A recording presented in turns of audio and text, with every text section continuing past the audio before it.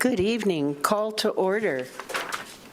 Welcome to the Laramie City Council work session for Tuesday, July 14, 2026. And we will begin this work session with public comment on non-agenda items. Good evening, Sarah. Mayor Covey and City Council members, Sarah Brown Matthews. Oh, sorry.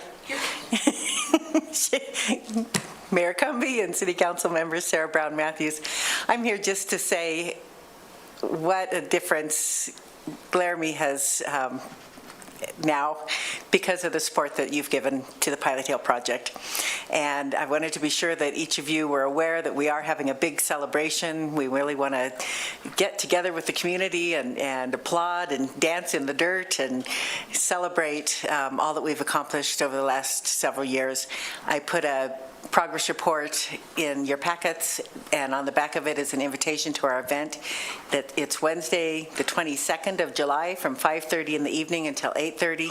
We have a great band coming, lots of good barbecue food. So I hope that if at all possible, you'll join us. We will be also recognizing all the different partners and supporters to this project and to our trail system project. So definitely we'll be bringing up City Council and the City of Laramie as a key partner in this project. That's it for tonight. Thank you so much. Thank you so much, and I look forward to it. Thank you, sir. Tom Metamore.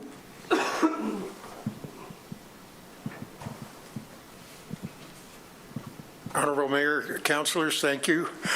Just to let you know, the rifle range is having a open day on July 29th, Sunday, July 29th. We will have a youth competition shoot on the 22 range, followed by our annual meeting and barbecue, and you're all invited to come. What time is that? We open for the competition at 8. We will close the range to all shooting at noon, and we'll probably start serving food about 12:30. Thank you. Thank you. Thank you, Tom. Any other public comment on non-agenda items? Seeing none, we will begin our work session, redevelopment codes. Director Teeny.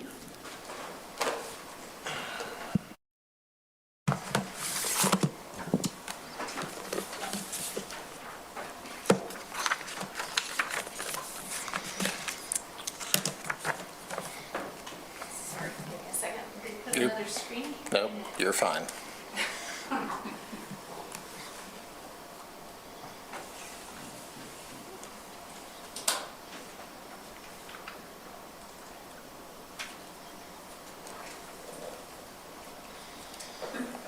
Okay, we'll see if it works here. Let's see. So we don't have this. Oh, maybe. Oh. I don't know. Is it working? Try to advance me. There we go. Cool. All right. All right, council, good evening. I'm going to spend some time today kind of just going through a little bit of, I'm going to call it some education on the redevelopment process that we currently follow in Laramie, and then I'm going to kind of spend a little bit of time talking about just kind of some things we're observing, right? And this work session kind of came out of some just inquiries from council, and it's just a common thing that we actually talk a lot about in our office is how do sites in Laramie specifically, we're not really talking about a brand new project just developing. We're talking about sites that already exist in some fashion, wanting to do something more, change, modify. That's kind of really what the focus is tonight. So I'm going to like I said, what I'm going to do is I'm going to first give you a little bit of history. I'm going to talk a little bit about pre-2010 redevelopment process. The key with that date, it's the pre-development code, the code that we currently have today. I'm going to talk a little bit about immediately post-2010, so the development code that we have today and like what we adopted, what council considered and adopted. And then what's kind of happened since 2010 to 2026, like where have we made changes? Then what I'm going to do is kind of hit some of the real big high points of redevelopment. These are kind of the things that we talk about the most, that we know are parts of the development process that are discussed and either are things that the property owner or the community or the staff recognize as these are the things that the development has to do or address in order to do whatever they want to do. And then, like I said, at the end, I'm going to kind of talk through issues and just kind of considerations related to those topics to try to kind of bring us back to kind of full circle a little bit in terms of these topics.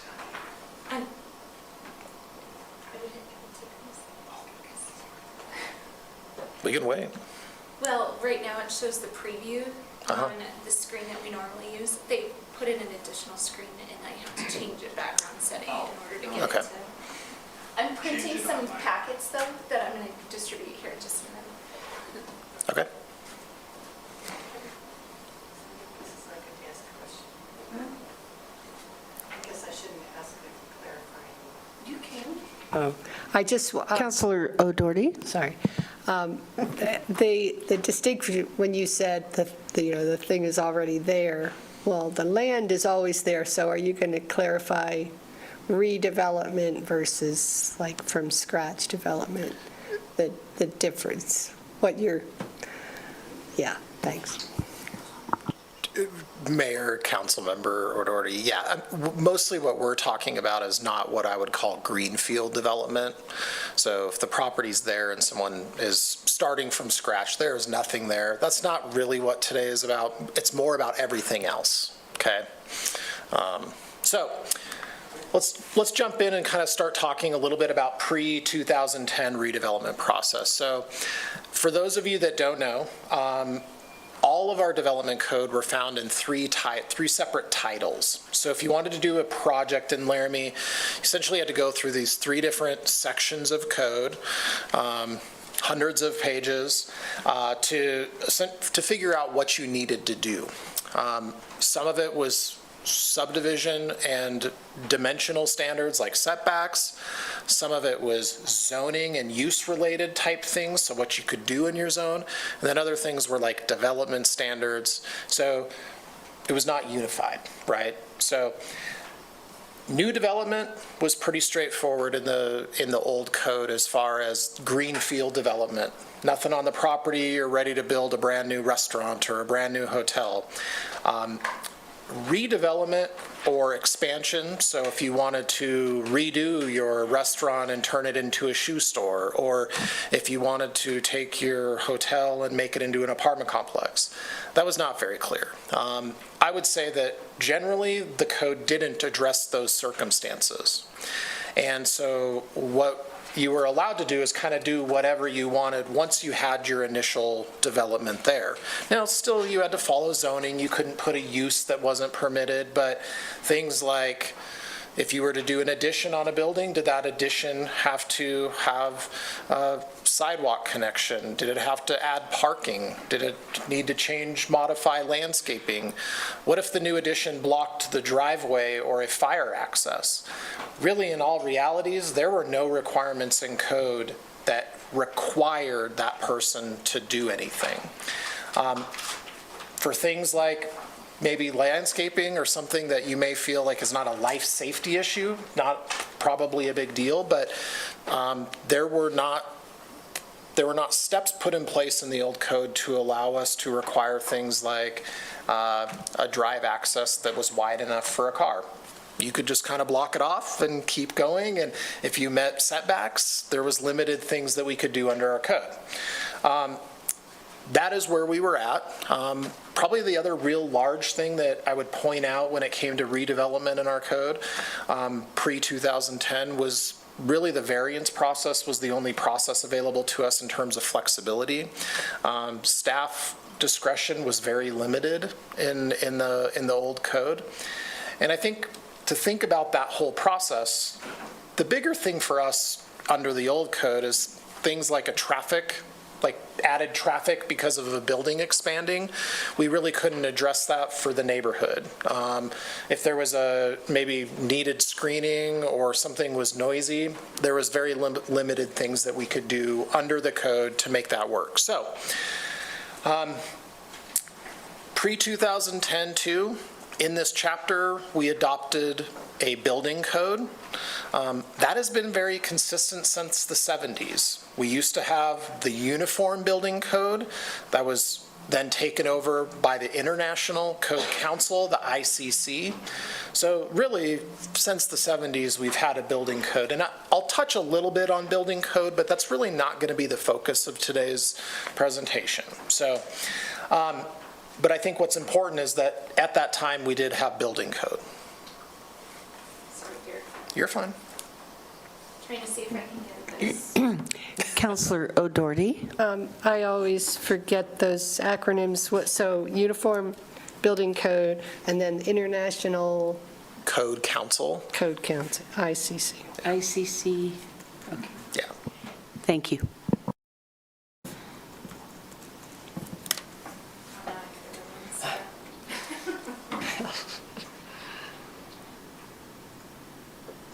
It's the heat. You and the vice mayor bench. I'm gonna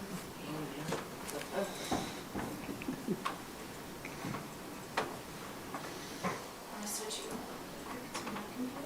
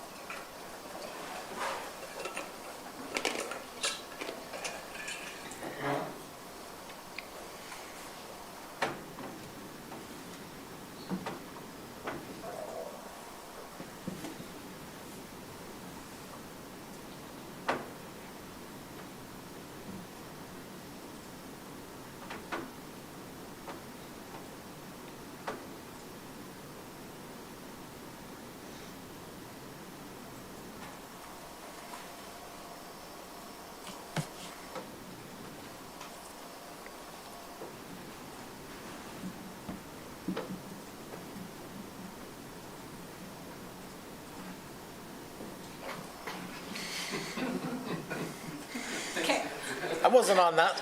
That's close. I don't know. Sorry. You're good. You're good. You're good. Are you good, Nancy? Do you want me to keep going or not? Just wait a second. I'm gonna go get a couple more printed packets for them, but other than that, you're good to go. Okay. Okay. So now what I'm going to do is talk a little bit about post-2010. So following a comprehensive plan update, one of the main pieces that came out of the comprehensive plan update was development of what's called a unified development code. It's where all of your development regulations are found essentially in one chapter, one location. So as a developer, you pull open that chapter, you can go through the code and see what the city requires for whatever you're trying to do. During that time, the development code, which is just another chapter of municipal code, it was done by our consultants. Clarion was the consultants that did that. Those are the same ones that are working on our current comprehensive plan, if you want to know. And it was written, developed, and tailored to Laramie by citizens, developers, and contractors, and anyone else that was integral to kind of the development process. If you want to go back and look at some of the documents to see who is all involved, it's many names that you know today, and citizens of this community. There's kind of always this misnomer that this was some sort of like off the shelf from Boulder, from Fort Collins. That is 100% not the case. There was something like 100 meetings done with people just to get drafts put together before the council, planning commission. There was a whole steering committee where all they did was review code. So I think it's important to note. But here's the thing I want you to take away in 2010. There was a philosophical community shift. The shift was that the council directed us that properties in this community should be required to improve their site when expansion and changes occur. Okay? That is what a lot of what you see in the development code was there for, is the community kind of said, we're no longer wanting to see just anything show up with no design standards, no landscaping standards, no parking standards, no emergency access standards, no standards for stacking for a drive-through. All of those things that you see within the code today, those were kind of an impetus of that philosophical shift. You know, I threw up a couple properties. I'll just tell you, Walmart was one of the properties that started this conversation. You can go out there today, you can see the same lack of landscaping that's there, right? Does Walmart serve our community? Absolutely it does, right? That's not what I'm saying, but there was a recognition that that's not really what our community wanted to see, and so codes and things like that were written to try to address that. We have metal buildings along Grand Avenue. That's not really what the community wanted to see. There's a lot of things within the whole development code that was kind of the impetus. And so I point that out because I think that helps kind of put a frame to this whole bigger conversation that I'll kind of talk about a little bit later. So, but I do want to note, in the development code, there was a new process developed, which was called the site plan process. That's what we know it as today. It actually had a different name early on. What that did is it took these things like we're talking about that are found in municipal code that are not building code out of the building permit process.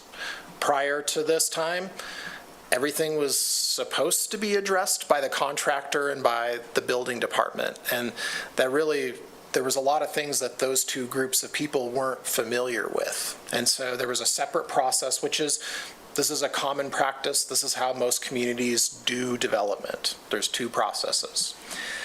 Like I said, all the development standards were in this one location.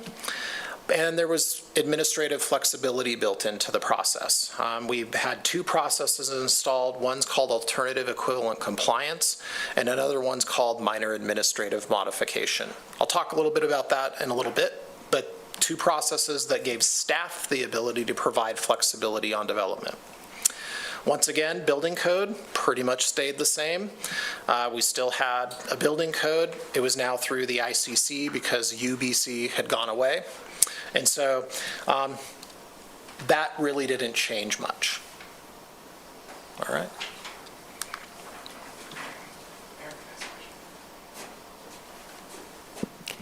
Councilor Freed. Thank you, Mayor, and thank you, Director Tini. Just a question about administrative flexibility given in that point. I guess through alternative equivalent compliance, can you just give an example? Maybe that's like a broad term, but yeah, I think one of the things that I've heard in my limited time on council is, the city allowed this to happen on this person's property. That's kind of like the saying that I'll hear, why did they do that? Or, and so, I think that being able to be flexible and finding solutions in town is good, but can you describe a kind of an example of what that would look like if you had one? Mayor, Councilmember Freed, if you wouldn't mind, I'm going to talk about it a little bit later. Do you mind waiting? I don't mind. Okay. Thank you, then. So just wait on bated breath, as they say. So let's talk about 2010 to 2026.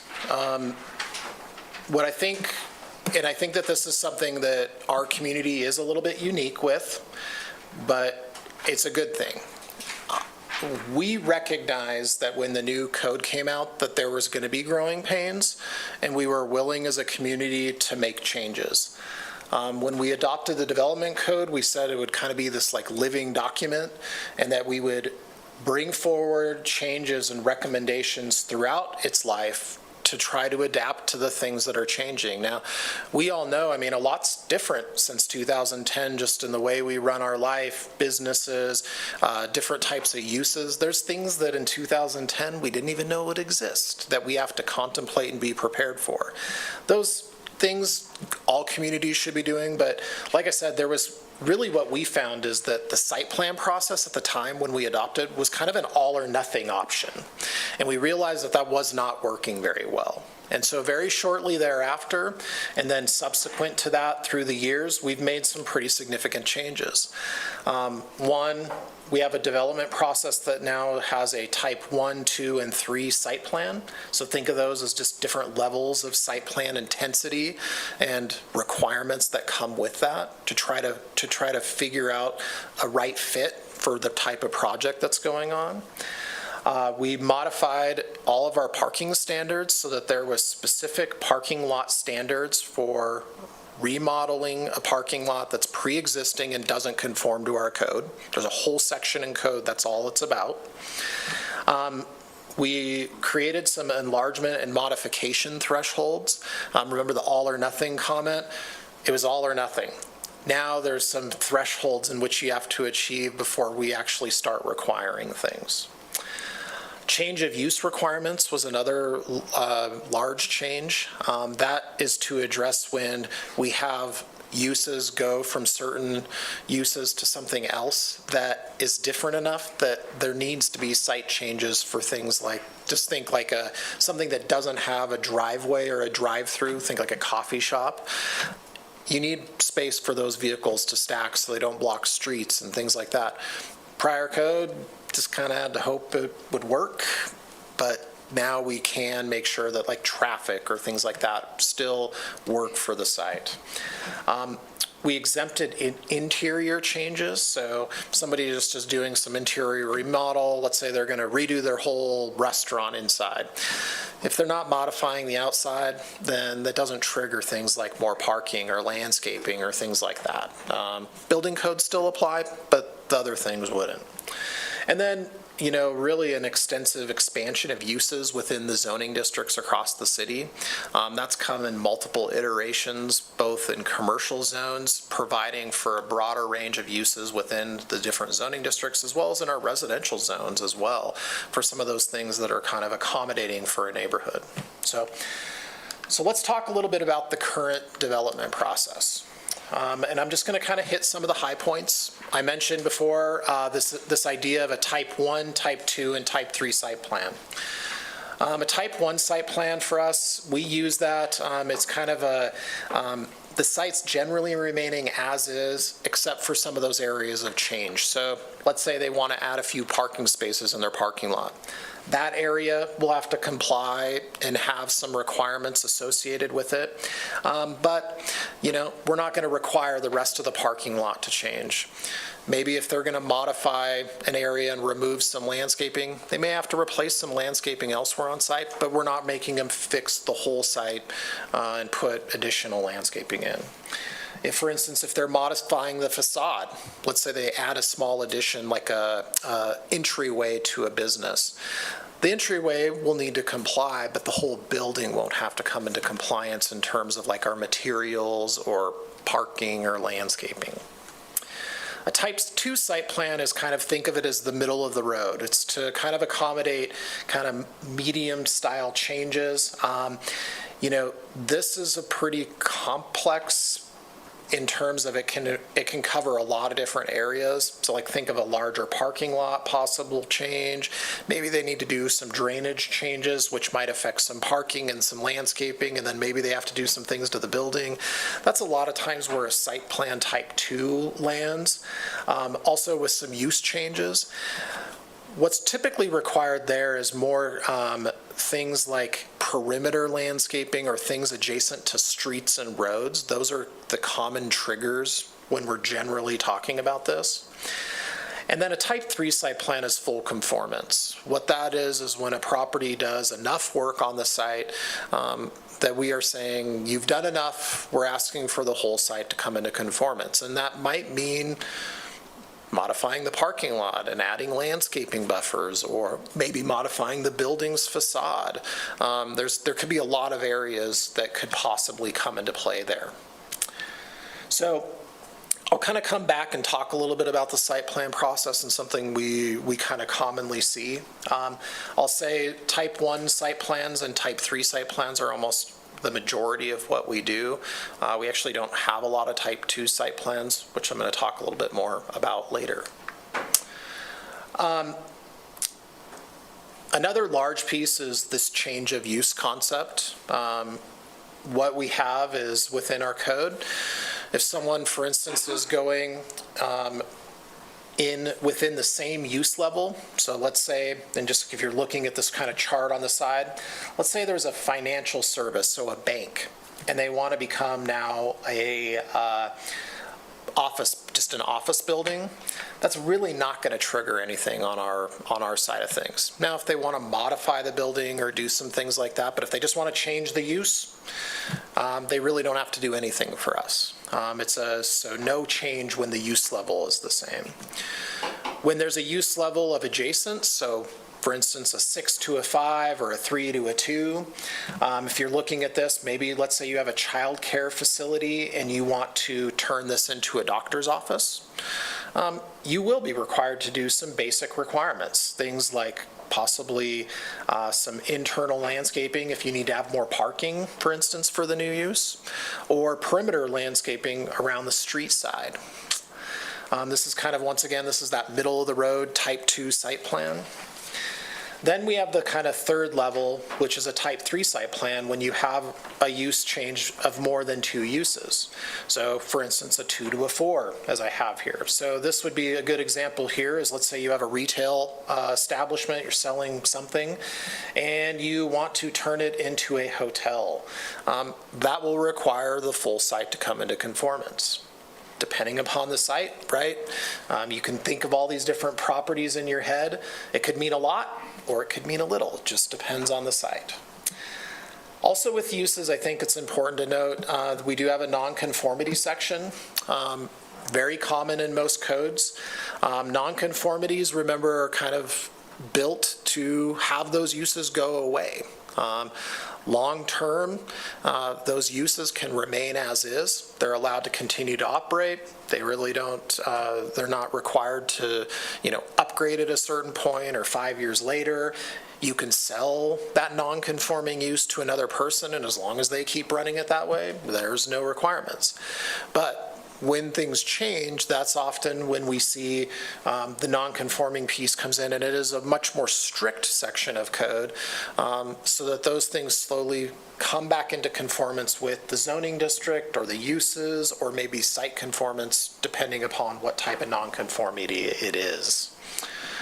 I'll also point out we built into the code multi-tenant complexes. They are exempt except when you modify something. And so what's important about that is that allows for complexes, let's say they have 10 units in it and there's 10 different businesses in it. Those can go in and out in terms of the use. They can change use level, but they do have to still conform to the zoning requirements, right? If they're in the B1 zone, they have to be uses that are allowed in the B1 zone. Those are typically pretty common within a multi-tenant complex because there's walls and things, and they move those things around, and they sometimes combine the 2 units to make a bigger unit. And so it provides logical flexibility. Oh, I didn't mean to stop you, but Mike has. Vice Mayor, you have a question or comment? I do, thank you. Director Tierney, thank you very much for all of this. Can you share some examples of some non-conforming uses that we've seen in the past, or that would be something we'd have on our radar?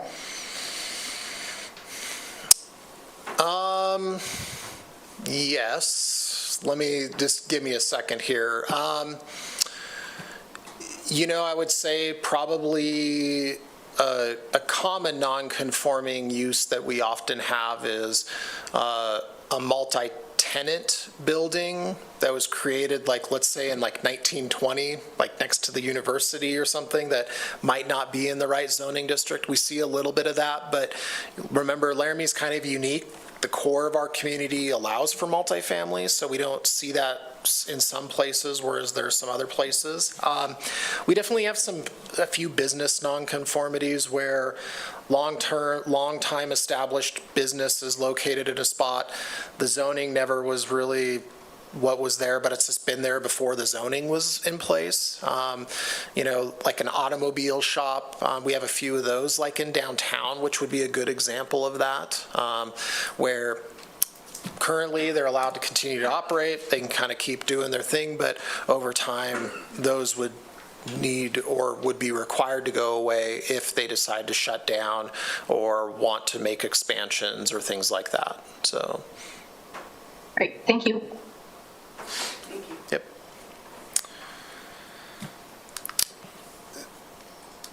Oop. Oh, there you go. Oh, well, we're hurting ourselves, Nancy, here.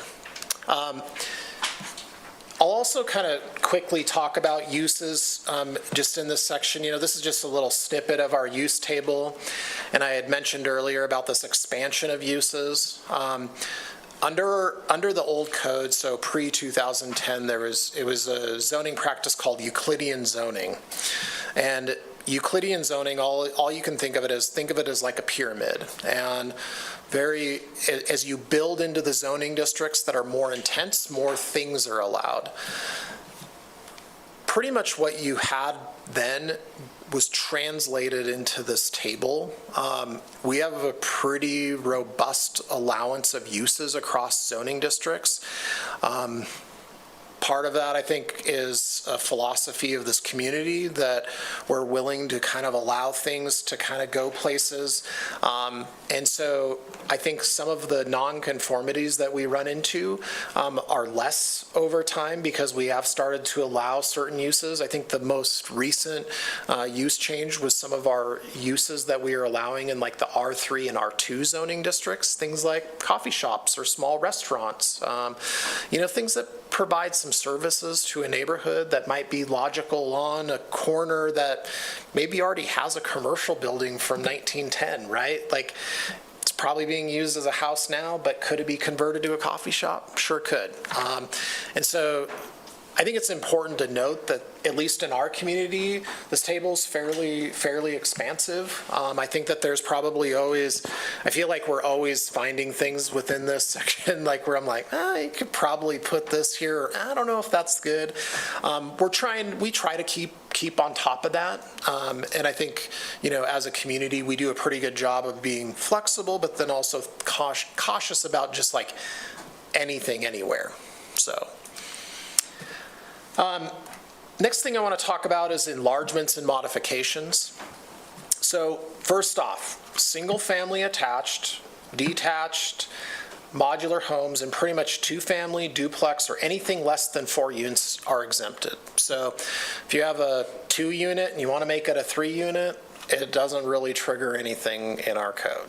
Okay, got to provide a parking space or a driveway, but you're not adding landscaping, you don't have to modify the building, things like that. Most of this stuff in terms of enlargement and modification fall into more the commercial realm, or think like a large apartment complex or something like that. Your main triggers are if you increase the number of stories of a building, increase the building size by 20% or 20,000 square feet, increase non-permeable lot coverage by more than 2,000 square feet. Remember, that's a little bit different than the first bullet. The reason for that is stormwater management and the effects of adjacent properties and what you do with that water when you make it impermeable. And then with those 3 things, basically, you would have a type 3 site plan. So you would be required to come into conformance with our code. Otherwise, you would fall in the type 1 or a type 2 site plan, depending upon kind of what you're doing. Enlargements have to meet code. So for instance, I kind of gave a couple examples. Let's say you're doing a parking lot and you add 20 more spaces. That whole new parking area is going to have to comply with space sizes, landscaping, and things like that. Now, I'll say it's 20 spaces, probably going to be more than 2,000 square feet of impermeable surface. So you probably would trigger then the rest of the site being in conformance. But if it was small enough, possibly it would fall under that. Another example might be in addition to a building, might have to comply with design requirements in ADA access. If you're over the 2,000 or the 20% or 20,000 square feet, that means the whole building's going to have to come into conformance. Now, that's scaled, right? If you have a really large building and you do kind of a big addition for everybody else, but not for your building, you might not trigger that. But it's kind of the threshold. There's a line drawn as far as when we want to see improvements. Non-conforming parking lots. I had mentioned this earlier. We have a whole section on non-conforming parking lots. I don't have to point them out to you in this community. You know the parking lots that have been there forever, right? They're kind of a sea of asphalt. Maybe there's some sidewalk on the edge. Maybe there's an island or two. Those are considered non-conforming parking lots. Today, our parking lots require some perimeter landscaping, require islands if it's big enough. And so there are things that you have to do. But what we found, and if you remember one of my slides, I kind of said, like, we had these growing pains. This was one of the first ones we identified that, like, we had to build some parameters in terms of some kind of steps or levels of improvement into which things would be required. And so that's what we did. So first off, minor repairs and maintenance are exempted.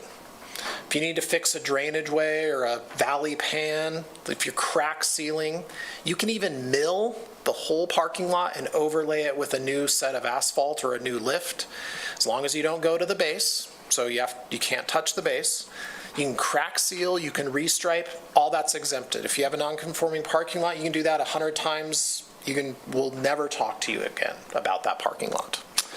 However, if you need to reconstruct the parking lot, that's kind of where you get into this tiered system. So first off, let's talk about what reconstruction is. Reconstruction is when you have to take the asphalt out all the way down to the base, right? So you're getting all the way down, and when the base is shown, you're usually recompacting. At that point, it's basically a brand new parking lot. Very rarely are you not having to even modify curbs and gutters and things like that for drainage. And so reconstruction is broken into 3 separate sections. If it's less than 25% of the parking lot by area, so we just ask them to provide us the total area they're going to redo. If it's less than 25%, they're exempted. They just can fix it. It's great. We're done. We don't really care. If it falls between that 25 and 50%, that's when landscaping is required on the parking lot adjacent to the right-of-way. If you have 3 sides of your parking lot adjacent to 3 street sides, that means 3 sides. If the parking lot only faces one side of a street, it's just one side. So it differs for different properties, obviously, depending upon where the parking lot's arranged. We've even had projects where parking lots have been on 2 separate streets and they've redone them both and they've had to do 2 sides kind of on opposite sides of the site. So if it's between 50 and 75%, it's kind of the third tier, which is all sides of the parking lot are required to be landscaped. And then we also at that time will address any type of spaces to make sure that they're conforming. So parking spaces have to meet right widths and things. And then also any stacking for drive-throughs have to conform. Councilor O'Doherty. What does stacking for driveways, is that? Yeah, absolutely. So think if you have a drive-through, think of your favorite drive-through restaurant. We have requirements for the ability to have a certain amount of cars stacked in that drive-through so that it doesn't block like a fire lane, it doesn't block the entrance to an adjacent property owner, it doesn't block the drive-through so people can get around the building, things like that, or it doesn't stick out into the street. So. Councilor Shumway. Thank you, Mayor. Director Taney, if a person did not want to go through all the steps required by you for changing a parking lot, and they just did 24%, waited a month, did another 24%, waited a month, did the other 24. I had the same thought. Is that possible? No, it's not. The first 24%, we have a site plan process, you turn it in. That's why we record and maintain those applications. And so the next time that they come in and they get over the 24%, then they'll be in the next section, 25 to 50%. So that's how we handle that. It's just tracking of our applications and modifications of parking lots since the adoption of this section of the code. Follow-up, Counselor? Just a quick follow-up.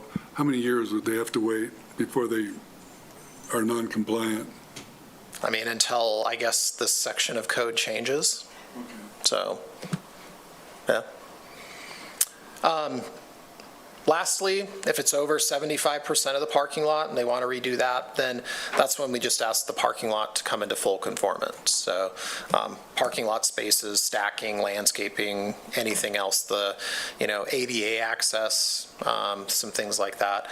For most parking lots, once you come into conformance, it's probably the, landscaping and ADA access seems to be the most complicated pieces of the puzzle.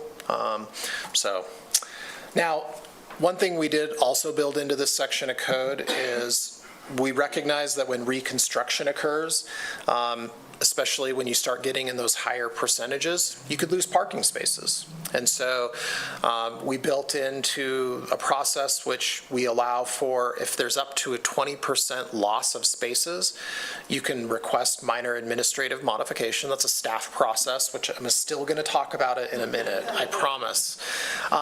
But it allows staff to provide reasonable flexibility and adjustments so that they can lose less parking spaces. What we would commonly do with this practice, and we've used this before, is we will typically remove landscaping or adjust drive aisles. So maybe there's some one-way drive aisles so that they can gain spaces somewhere else. That's usually been the easiest way for us to handle it. We probably would be willing to consider something else, even considering maybe not even requiring certain things if we just had to get to that point. But that would be something that we would work with the property owner to try to figure out. So.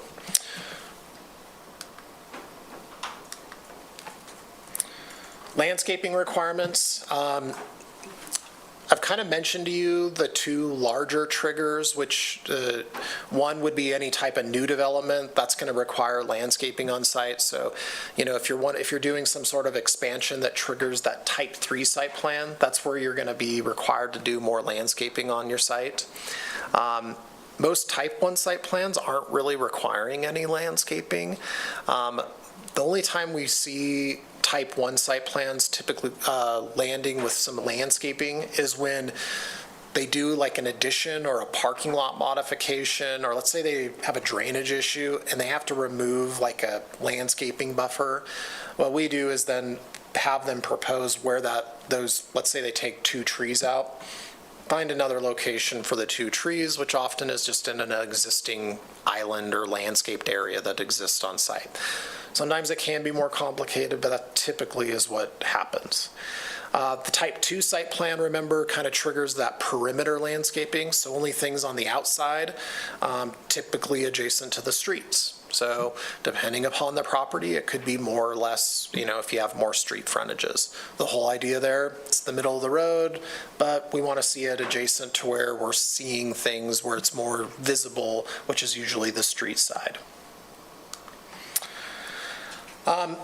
A few other kind of considerations in this whole broader process. Interior changes being excluded.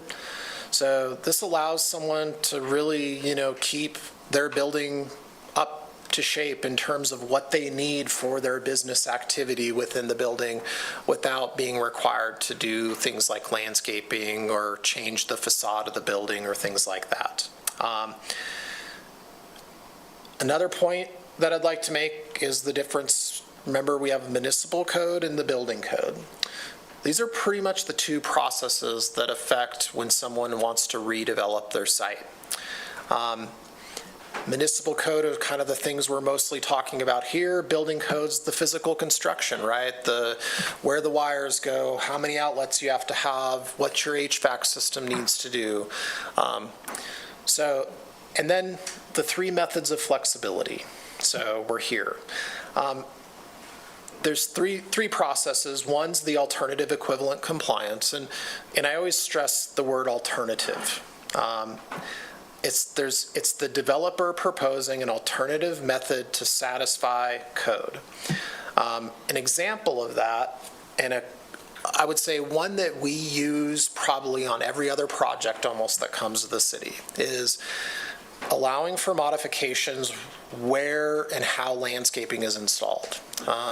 Could be anything from one tree not being put in a certain location and 3 bushes being put in that location so that there's better visibility for the door, a front door.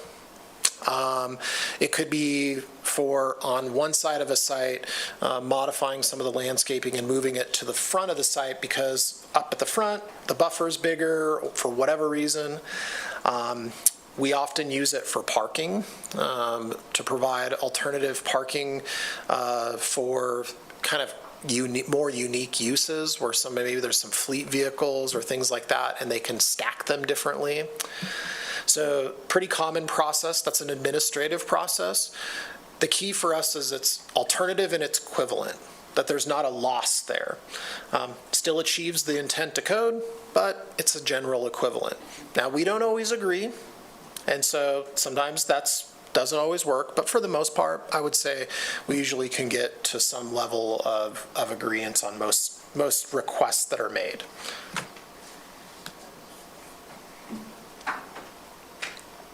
Councilor Newman. I just want to make sure I understood that right. So for an example, site plan says, I don't know, landscaping needs to be here, but they want to put it here. That's something you guys would work out. Yeah, I think what we would be looking at is one, like what's the reason for it? So, like let's say a tree is supposed to go on a certain side of the site, and we realize that maybe in the future it might kind of run into the building or something. I don't know. Moving it to another side of the site isn't probably consequential. Now, if they want to move all the landscaping on that side of the site to one side, we would want to probably have a real good reason for that. There's been a couple projects where we've had some really unique spots on the property where, I mean, I'm telling you, I don't think anybody ever is going to see it. And they've said, hey, we would love to move it up street side. We don't have to run our irrigation to the back of the property, but we could make it dress it up on the side. That's logical for us, and they're not asking for less landscaping. They're just moving it to a different location. So we do that pretty routinely. The other one is minor administrative modification. If you remember, 2 code changes ago that we proposed, we increased this from 20% to 25%. What this is a numerical change. And so what I think is important about this is, let's use our landscaping example. Minor administrative modification allows for staff to reduce by 25% maybe the number of landscaping units on a site. Where we would use this versus like alternative equivalent compliance might be in a spot where, let's say the site has a building that was built on the property line on 2 sides. So 2 of their sides have adjacent people's buildings right up to the property line. And really, the landscaping, if we put it all in, it's just not going to live. Like it's going to run into each other. It's going to be too dense. It's just not going to function well. We can reduce that through this process in an effort to reasonably try to allow them to move through their site, not have to do any type of a variance or go to a board of adjustment meeting, but also reasonably recognize the site conditions that we have. We've done this for parking. We've done this for building facades. So we've allowed for buildings with the right design components to maybe have a little bit more of a material that's maybe not allowed. We can do this kind of for anything that's a numerical item within our code. We do this for setbacks periodically, building height. So all those things give us a little bit of room to allow for adjustments. Now, the minor administrative modification, still staff administered. However, there's a notice process with that. So we do notice adjacent property owners this because it's a little bit more of a change, right? It's not an equivalent. And then finally, variance processes, right? Anybody can ask for a variance. That's not a new thing. But remember that standard's fairly high. Your intent for a variance is not to grant variances just for anything that anybody asks for, but that there is an actual unique scenario that needs an exception to code that we can't kind of fall into these two other areas. So. Councillor Shumway. Thank you, Mayor. Director Taney, I'm thinking about the additional land that Walmart has. If they were to start adding businesses on that additional land, let's say a restaurant, a real estate office, a car wash, something like that, at what point do they have to comply in their parking and landscaping? Mayor and council, so like for that property, for instance, under the current code, pretty much any time any new building goes up, that area is going to have to come into compliance. So let's just think about that property. Logically, you could probably fit a couple restaurants or a strip center or something like that on the edge of the Walmart space that's kind of on the outside there. That site would have to fully come into conformance in terms of that lot, wherever it is. Now, my guess is Walmart would probably subdivide the property first. They wouldn't leave it as part of the Walmart parcel.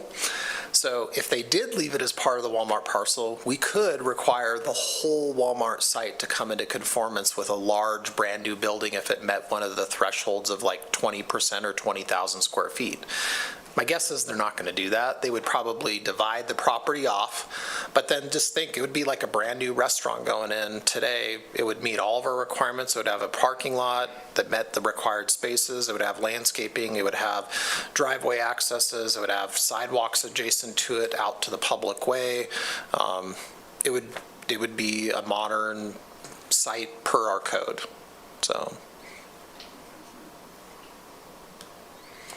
So I've kind of run you through just like what do we do today, but I think you all recognize, and you've kind of, as we go through these processes, we bring you code amendments, we talk about these different things. So what are some of the things that we're hearing about? What are the kind of common issues and considerations we need to think about when we talk about our code? So public infrastructure costs, right?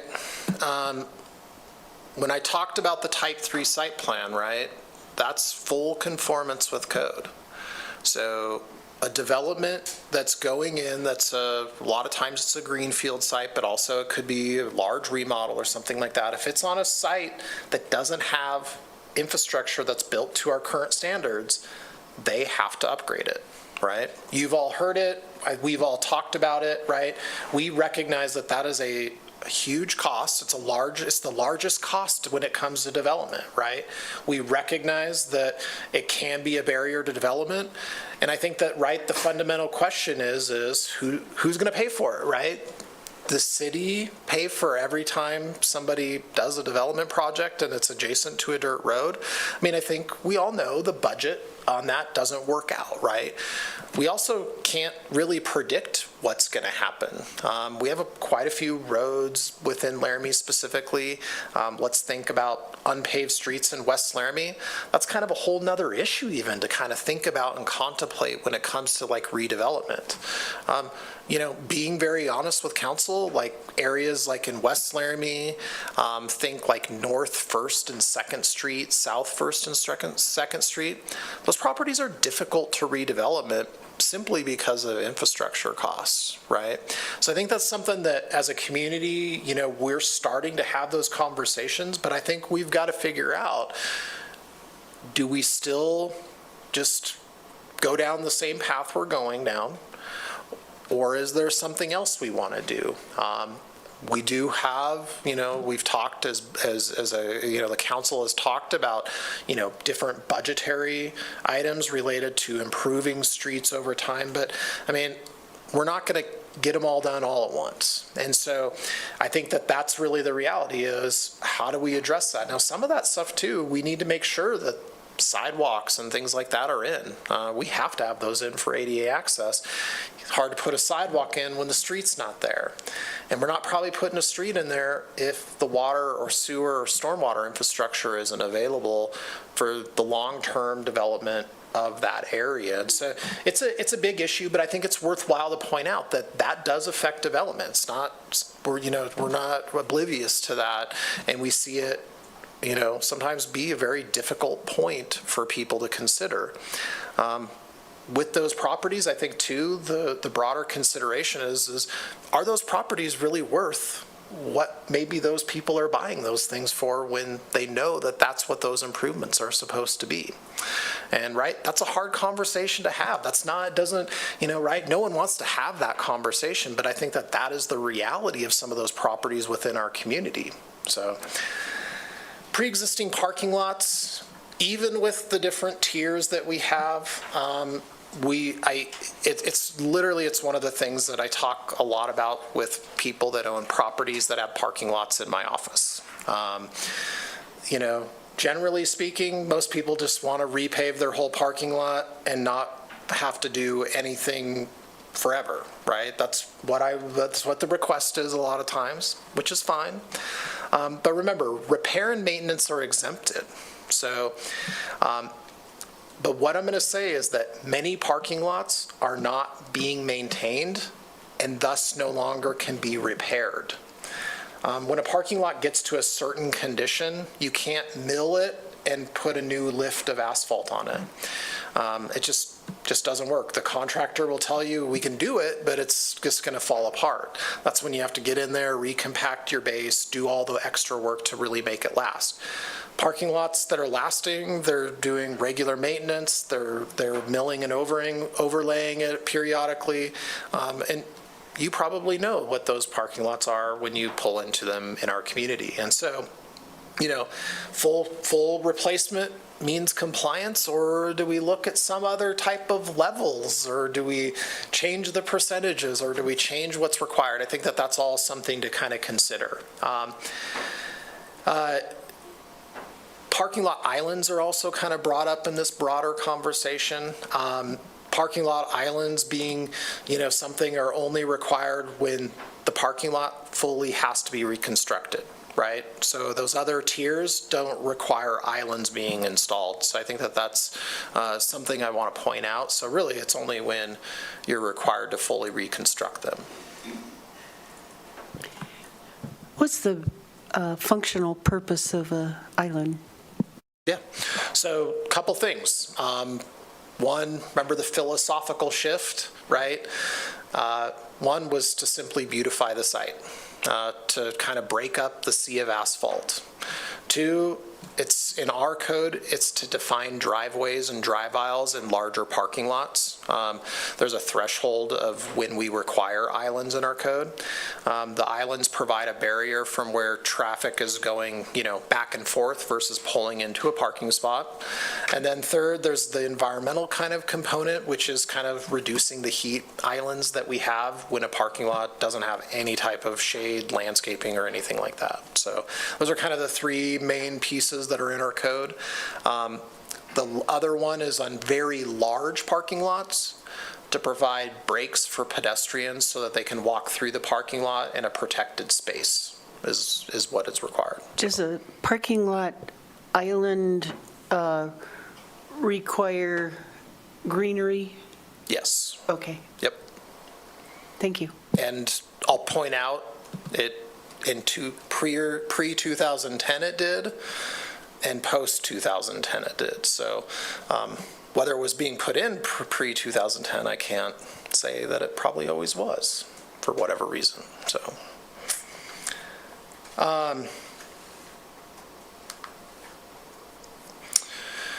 let's talk a little bit about just this kind of idea of flexibility and regulations. And right, every community has to kind of find this sweet spot in your regulation. Right, the reality of regulations is it's wherever this community or any other community we're talking about is kind of you're drawing a line in the sand, right, of what is the minimum requirements that you're going to have to do when it comes to building a new building, modifying a site, which is kind of what we're talking about today. If you haven't looked on our website, we track every single change we've ever made to the development code. There's a infinite scroll list below the code of all the different changes we've made. I think what's really good is this community is open to that. The council has been open to that traditionally. There's a lot of communities that once the code gets adopted, it's like kind of like, we're not going to touch it conversation. I personally don't agree with that and haven't recommended that to the council in any of the time that I've had the ability to come up here and say that that's what you all should do. I think we have to be able to be flexible, modify our codes when we see issues, and try to address things. I think, too, we'll tell you we're not going to get it right every single time. There's going to be times that, even like in 2010, we adopted that code, and I mean, we spent 2 years working on it, and we thought, man, this is going to be pretty good stuff, right? Like this is going to work really well. And we're like immediately like the first project that comes in, jokingly, but like really the first project comes in, we're like, this is going to be kind of hard, right? So I think giving staff, whether it's me up here or anybody else in other departments, the ability to bring recommendations to try to address issues, I think is really important. Two, I think, we're tracking these issues. It allows me to put something like this together. It allows us to have conversations where we literally have a list in our office of all the different things that kind of come up, and we try to evaluate them. We try to say, like, is there a better way to do this? Is it just that the language is unclear? Is it a major roadblock? Just because it's a major roadblock, though, we don't necessarily always say we should change it, right? But those are some things that we try to track and try to understand how is it affecting development in our community.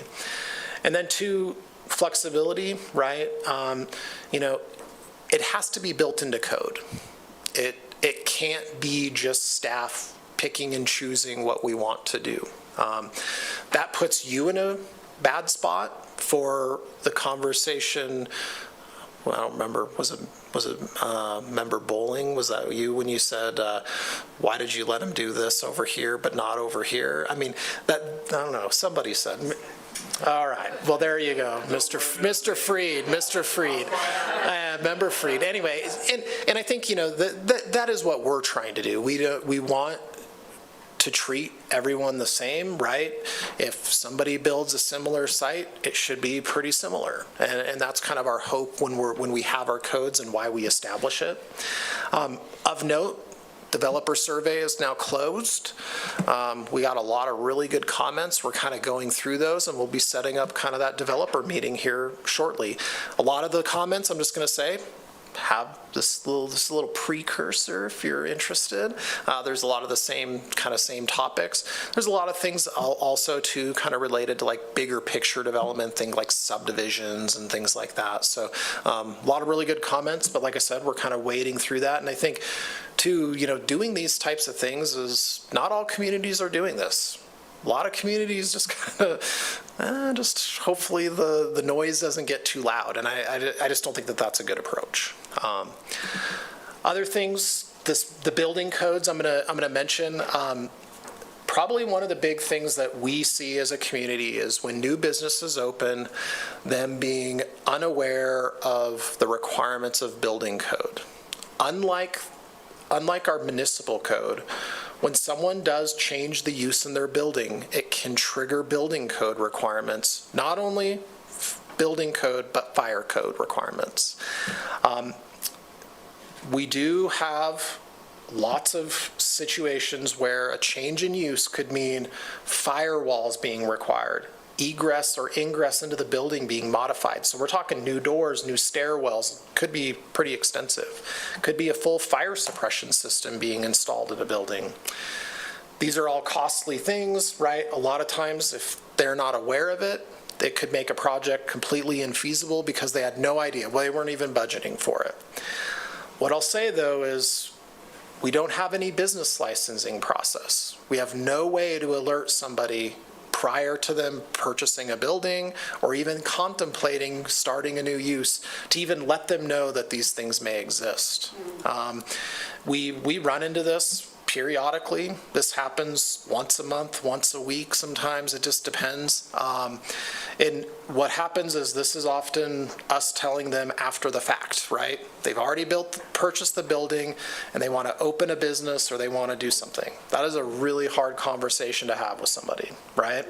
But there's no wiggle room in whether they're going to put a fire suppression system in or something like that. I'll also point out, though, the International Code Council, we have a whole section.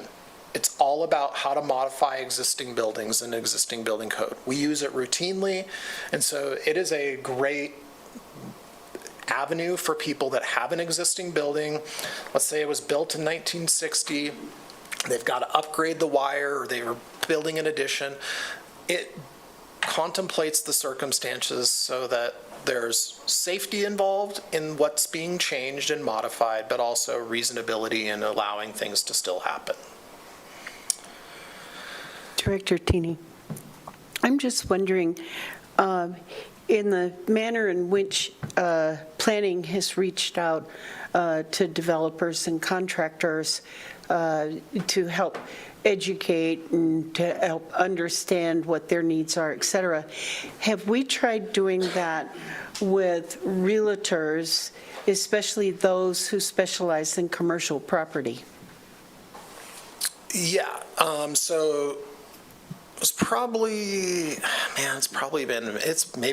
feels like it was sooner than this, but I'd say it's probably been within the last year. Actually, Philip went and spoke to the Realtors organization during one of their regular meetings and kind of talked through just kind of some of the big things that are happening, code changes, just kind of general things. I'll talk a little bit about it. Education, I think, is an important component of like this whole conversation. One of the things that we struggle with just in government, right, is engaging the public.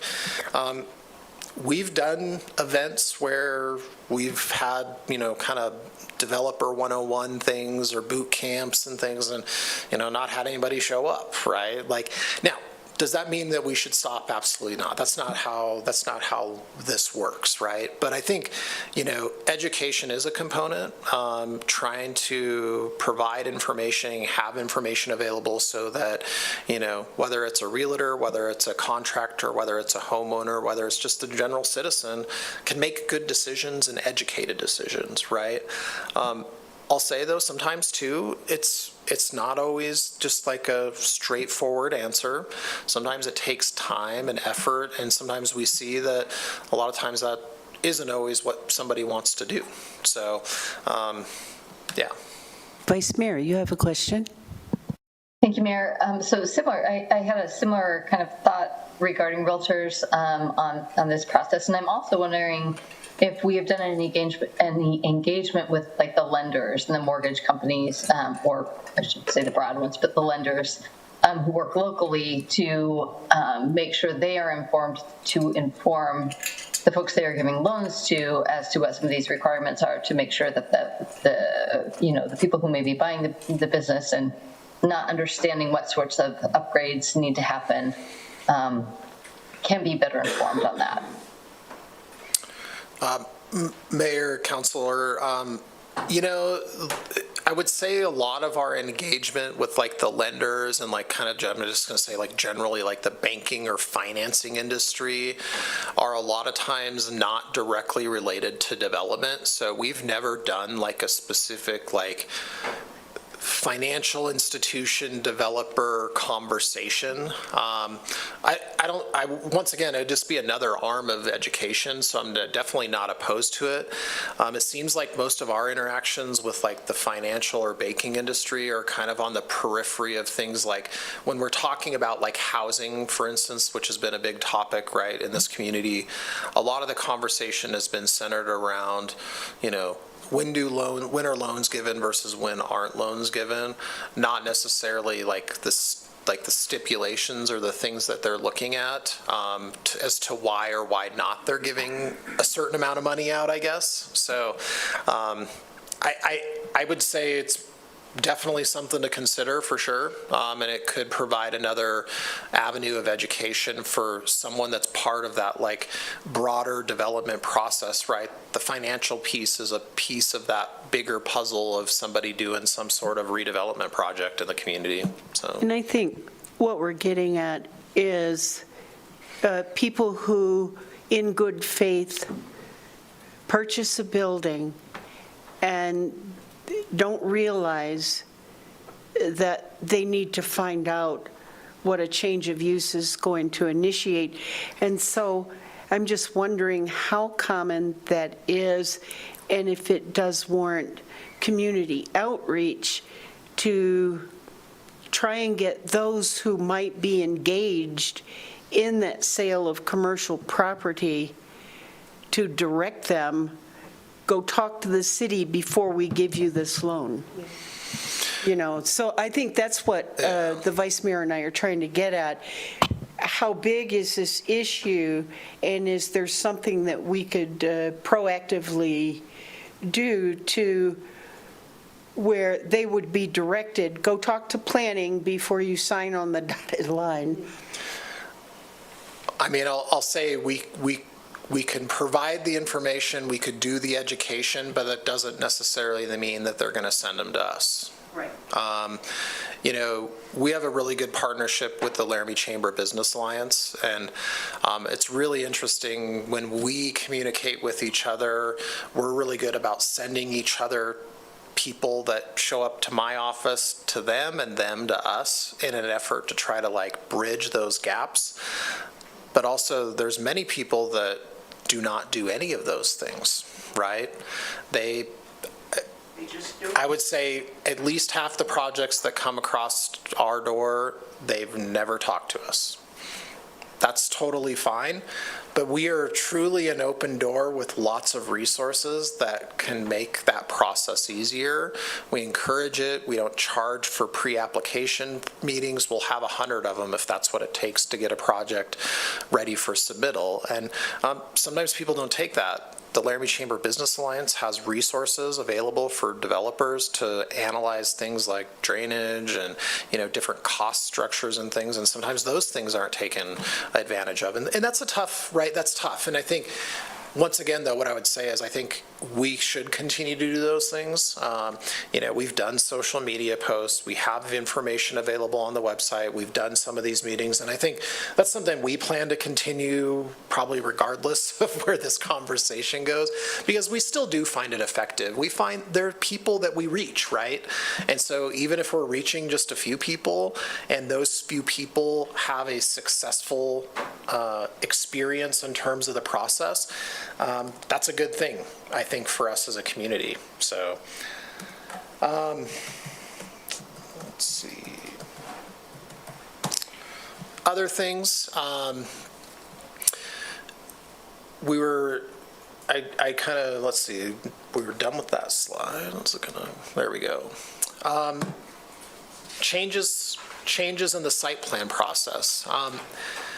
Generally, what I would say is I think the type 1 and type 3 site plan process work well in our community.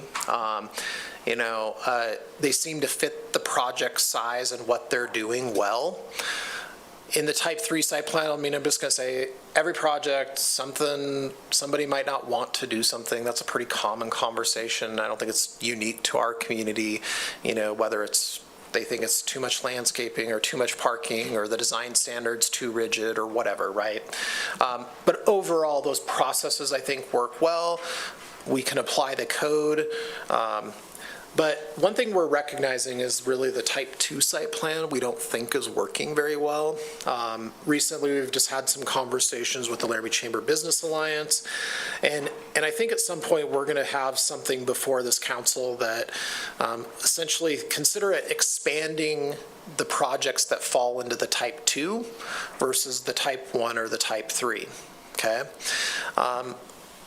once again, remember, it's kind of the middle of the road, right? It's a little bit of improvements, but not the full requirement, not everything. And I think if we can find a way to have more projects land there, it will allow for a little bit more of incremental change on a site versus an all or nothing kind of a situation. So another thing that I'm going to bring up is kind of long-term site maintenance and improvements. What we see a lot of times, really no matter when the site was developed, could have been built 5 years ago. Complexities in changing the site become more difficult when the property isn't maintained. And right, this is kind of one of those conversations. It's like, do you really want to point out like the people that aren't doing what they probably should be doing? But I'm gonna, because I think it's important to our community. I think that what we find is whether it's a parking lot, so I kind of gave you guys that example. You aren't maintaining your parking lot, and now you have to fully reconstruct it, and now you have to fully meet code, right? We're seeing that across a lot of areas. Our building department sees that when someone wants to redo the inside of the building, but it literally hasn't been touched in 50 years. It does make the redevelopment of the interior of that building more complicated. If the landscaping that was put in 10 years ago, let's say it within the code that's today, and they haven't maintained it, it could create complexities when they want to do a small addition because the site isn't in compliance. It's actually out of conformance. It's violating code. You know, we see a lot of buildings modified without permits as well.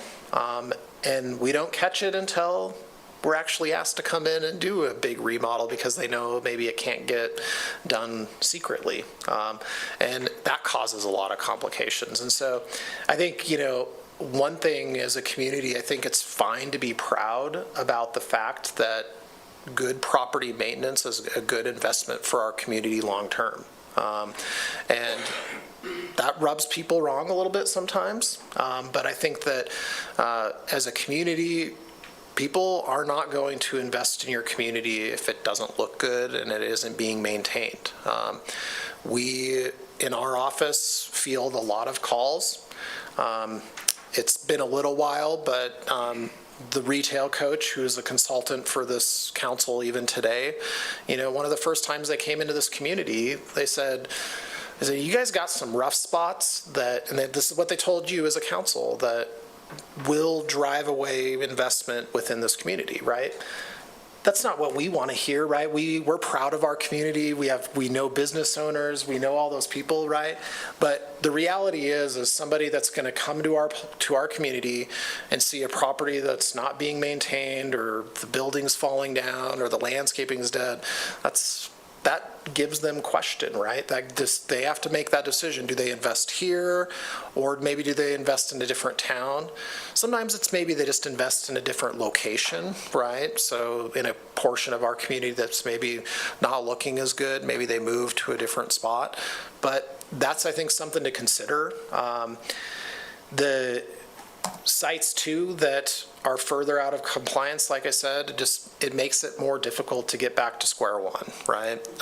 Even just to get to that point sometimes might be more than they ever anticipated, and then maybe the building expansion that they want to do or the remodel that they want to do can't be done because they can't afford it now. So definitely something that we see and deal with in our community. Development standards, I think, are a piece of this puzzle. Our engineering department does have an engineering standard manual, so things as far as what you do with sidewalks and curbs and gutters and drainage and things like that are all addressed. The Public Works Department is currently working on a drainage manual.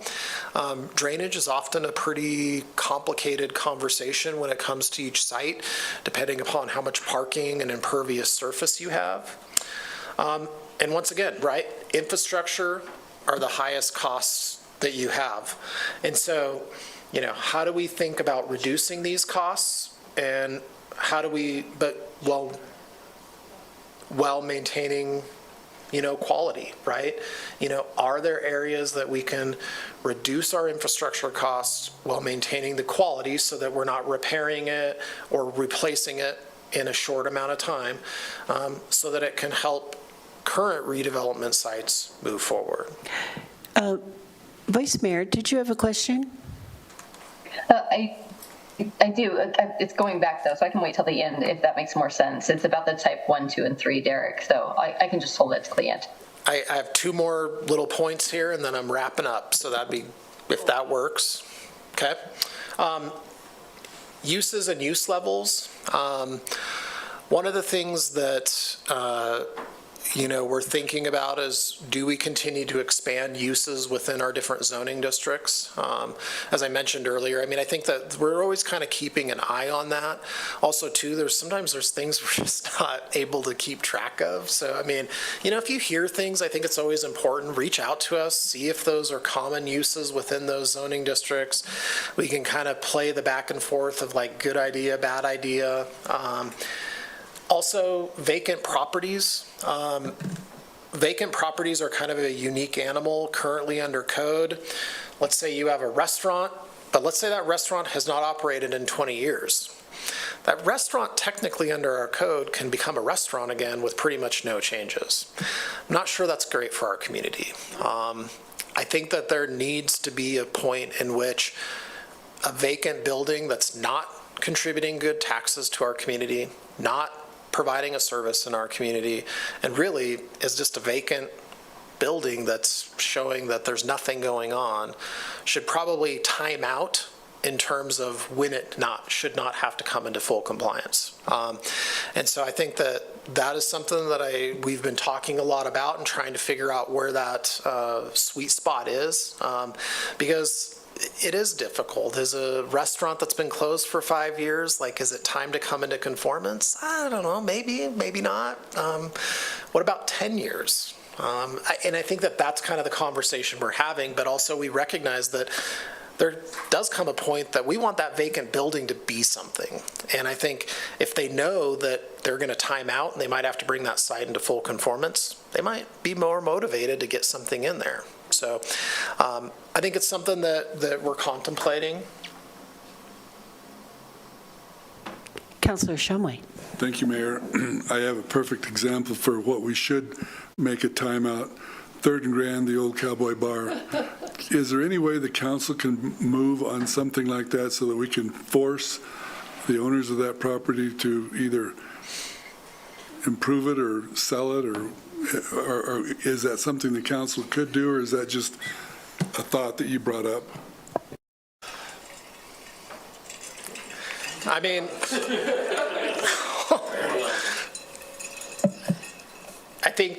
I think there's probably some different levels of some things that we probably could do. It would be something that we probably don't do in this community very often. We could also write codes to make things happen. But remember, if we do that for this one, there's other properties that are in a similar boat. And I think that, I'm going to maybe jump a little bit ahead of leaving council with something to think about is, right, all the things that we have in code affect properties. We recognize that, right? As in my office, we know that, whether it's a landscaping provision, design requirement, parking lot requirement, whatever, right? That affects a business owner, it affects a community member, it affects somebody that is thinking about employing maybe a couple new people because they're expanding and they're adding a few more dentist chairs or whatever their business is, right? And I think, speaking to this point, right, there's ways to make things stricter, more difficult in terms of if you were to do something that maybe the community doesn't really like visually or use-wise, but also recognize that it will affect more than one person. And it might be your friend. It might be the business owner that you have coffee with, right? And I think that that's always something to contemplate, is think about it beyond just the one singular thing that we're talking about maybe in this instance, about how something like that might affect other things in our community. I'm not saying it might not be a bad approach, right? Now, I think that there are some other things specifically related to this question, the site, that I know the city manager's office is working on. And, I think long-term, I think we would like to see something different. But, I mean, that site is a result of we didn't have requirements for patio and porch spaces within our code. We didn't think we needed to regulate it. We kind of said to ourselves, like, if someone's really going to put a patio or porch in, someone's going to probably do a pretty nice job, right? Well, we were wrong. So, do we have those requirements in code now today? We do. We do. We decided to put in place because one bad instance was more than enough for us. And so, lastly, I'm just going to talk a little bit about non-conforming uses. This section is kind of a hard section. I don't know if non-conforming uses, the ones that we run into, a lot of times are uses that have been there for a long time. There are provisions that they can do, like, safety improvements and things like that, but it is difficult to continue to expand them. And so I think we may start to look at these and try to find other communities that are maybe finding flexibility. We have, though, in Laramie, we did make some changes on specifically non-conforming structures. So structures that maybe are violating setbacks, maybe are violating design standards, maybe they're too tall, or maybe they have a use in it that's not compliant. We provided some additional language in this last round of code updates to give us some flexibility so that if somebody is modifying the building towards conformance, it gives us the ability to work with them and allow for that use to go there.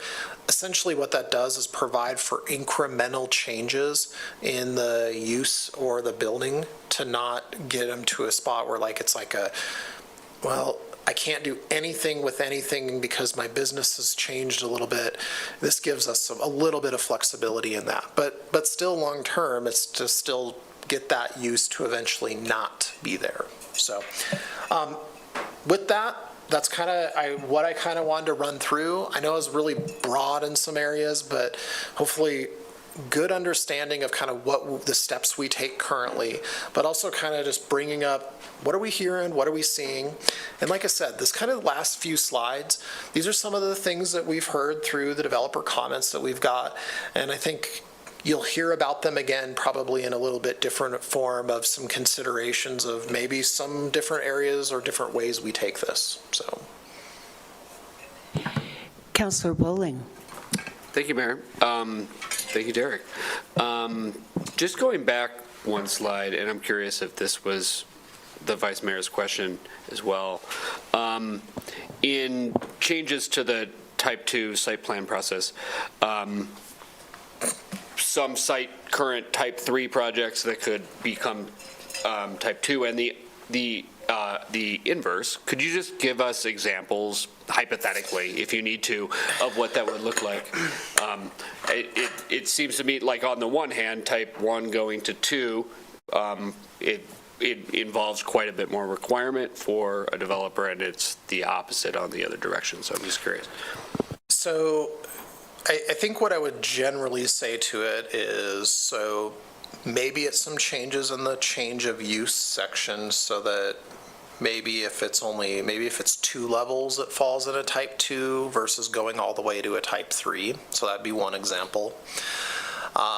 Possibly maybe something related to parking lots. Maybe we build a section for within that parking lot section that lands things more into a Type 2 realm versus maybe the current tiers we have.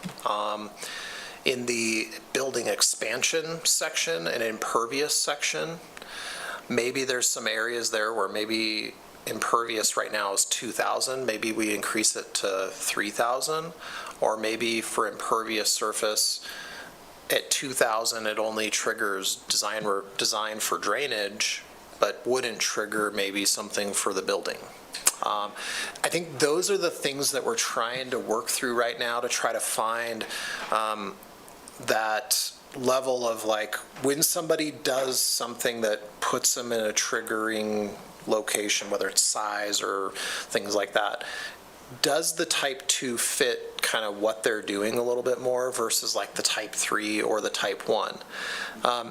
The type 1, I feel like, I don't know how much will the inverse of like how many type 1s will now all of a sudden be a type 2. It seems like if I was to generalize, the boundary between the type 1 and type 2 seems to be pretty good on that end. It's more between the type 2 and type 3. But at this point, that's kind of what we're working through as staff, is trying to figure out, like, I keep saying where the sweet spot is, right? Like, I feel like that's always like what I'm doing is like, where does it kind of land right where it's reasonable, but still gets us further towards seeing an improved site, seeing something that's looking a little bit better. So, Thank you. Thank you. Vice Mayor, you have a question or a comment? Yeah, thank you, Mayor. Thank you, Director Toomey. So, excuse me, my questions would be, I have two of them. How do people find out, kind of like look for these type 1, 2, and 3? How do they become aware of this before going into a project? And is that something that you come across often, that they come to you after they've done something and they weren't aware and now you're kind of in this tricky situation? And then the second part of that is if a developer or if one of these projects is going on and staff says, uses their discretion to say like, nope, you can't do this. Is there a route for them to appeal what was said? I've heard a couple comments from developers that sometimes it depends on who you have kind of reviewing what you've done, so that consistency can be tricky for them sometimes. And so just curious on both of those pieces. Yeah, so to answer the first question, I would say that, so how does somebody know that they have to go through a site plan process? I'll tell you, I'll be really honest. We have people that come to our community that don't think that there's codes at all. Like, literally they could build whatever building they want and there's no standards at all, right? To me, that's just like, they haven't looked to see that there's regulations in place or that there's a building code requirement or anything like that. For those people, that's really difficult. That's a hard one to try to get them to know that something is required. I mean, we do have information. If somebody jumped on our website and looked at the different departments, they'd see that there's a building department. They would logically be able to probably conclude that they have to have a building permit for something, maybe. I mean, maybe not everything, but something. Now, the type 2, 1, 2, and 3 site plan, for any development, just at the very beginning of our development code and the development standards, it lays out when they're required, why you're required to do it. We also have up on our website, if you're doing development, what are things you need to think about? So frequently asked questions. I would say a majority of the people, either on a project, they're engaging a professional in our community, either a contractor, an engineer, or some sort of other professional like an architect to help them do their project, who are informing them that there are processes required. The few, like a homeowner, because those things are exempt, remember single family and some of that stuff, right, they're not doing type 1, type 2 site plans. Right. We do have people that maybe own a building that maybe, they own one commercial building and they may not know, and they may do something or try to do something. That does happen periodically. That's just, they haven't looked at code, they haven't done it, they didn't check really, right? Communities, we try to get information out there about the different processes, like I said, so that's definitely something that, it's trying to educate the public, right? But Sometimes that doesn't always work, but for the most part, most people in this community know that they will need to go through some sort of a process, either with our building department or with our office or with both, in order to do some sort of a project. Thank you. And then Other questions? Oh, did you have more? I'm sorry. I didn't answer her second part Oh, of the sorry. question. I No, apologize. and I have a little bit of a follow-up to that. Sorry, Derek. I guess what I'm saying, though, 1, 2, and 3, when they're coming to you for some sort of development or the person that they're working with, are you guys right off the bat, like categorizing that into a 1, 2, 3, so that they know and are prepared for what's coming? Do you know what I mean? Oh, absolutely. If somebody comes into our office, unless it's like some really oddball project or something, we almost immediately can tell them that they're going to fall into the 1, 2, or 3 category. If they have any type of a meeting with us, we get a lot of emails and we get a lot of those. Someone will email us, say, hey, looking at doing this type of a project. Here's what we're going to be doing. Could you outline what's going to be required in terms of process or big requirements? I bet we do one of those emails every other day for somebody. So, yeah. And then, going to the second part of the question, right, we have in the planning office, who are the ones that review site plans, there's myself and then 3 planners. There's also every single department within the city almost looks at these projects in some aspect or another. And so, right, different people, when you're going through these codes, when there is the ability for some discretion, could look at things differently.